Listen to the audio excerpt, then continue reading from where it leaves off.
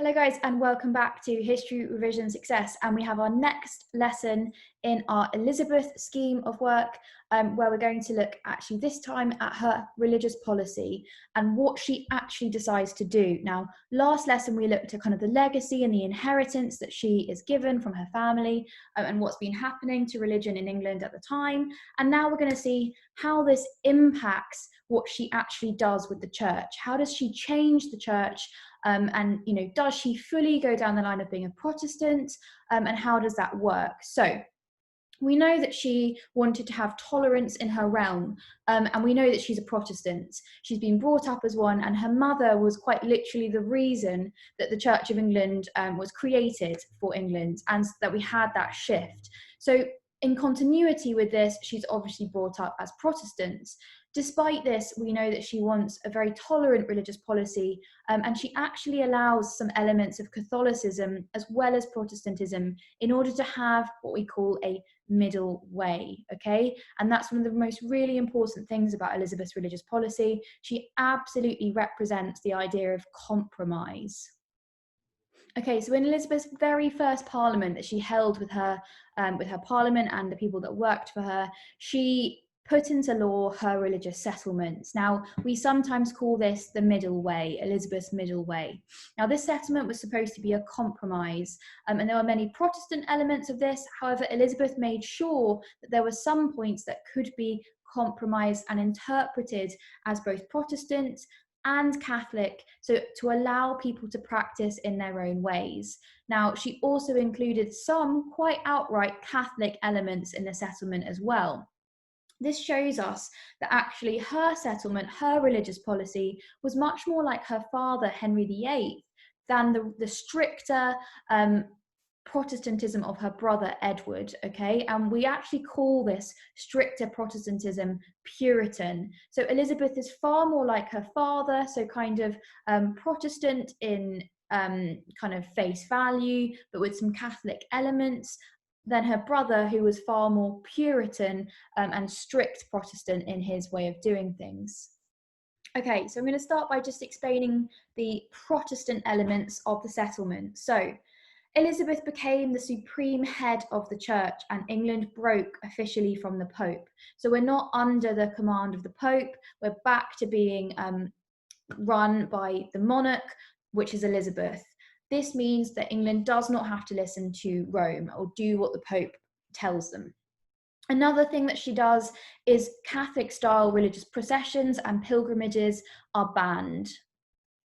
Okay, so after some quite heavily Protestant elements, she has some compromises. Now, the prayer book that Elizabeth uses and that her parliament decides on can be interpreted in a way that is both Protestant but also Catholic. So you can use the prayer book to pray in a Protestant manner or a Catholic manner. So that means that both sets of people can be satisfied by this prayer book. Now, another thing, it's hard to get permission to marry if you're a clergyman, despite the fact that the clergy were allowed to marry in the Protestant faith. So technically, Elizabeth should have let all of her clergymen, all the people who work in the church, priests and things like that, she should have let them get married, because if you're a Protestant, if you follow the Protestant faith, you believe that clergymen can get married. Now, Elizabeth personally doesn't really agree with this. She believes that clergymen should not get married. So she makes it quite difficult to get married if you are a clergyman. So that's a compromise. It's not Protestant, but it's also not Catholic. Okay, and there are also some quite outright Catholic elements in the settlement. First of all, priests wear vestments. Remember, that means robes. They don't wear all of the robes that the Catholic priests would have worn, but they do wear some of the robes, okay? And churches are allowed to keep some of the religious images. Now, this shows how Elizabeth's settlement aimed to be a middle way, a compromise. It was not designed to fall strongly on one side or the other, but was designed to try and promote peace in England after decades of religious tension. So I'm just briefly going to discuss with you how successful it was, okay? Because there's no point in the world creating this amazingly tolerant, compromised policy if it's a disaster.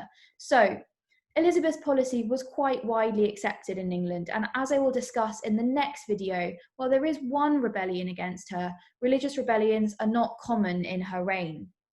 There is no civil war over religion, and the country did transfer across her reign into being mostly Protestant. So because she's lucky enough, unlike her siblings, to have a very long reign, multiple kind of generations are being born into her reign, and therefore she's able to kind of cement this idea of being Protestant far more effectively than her siblings have done. It's important to remember that by taking a middle way, Elizabeth's religious policy was also not what really anybody wanted.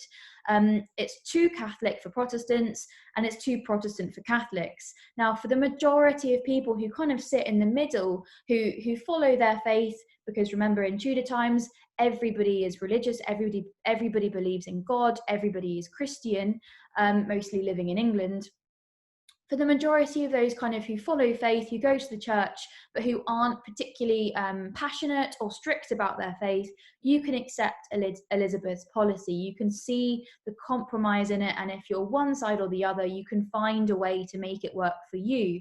Now, however, those who felt strongly about their faith, either the Puritans on the Protestant side or a group called the Jesuits on the Catholic side, who both feel quite strongly about specific rules and ways of doing things, that meant that you would never be satisfied by Elizabeth's policy.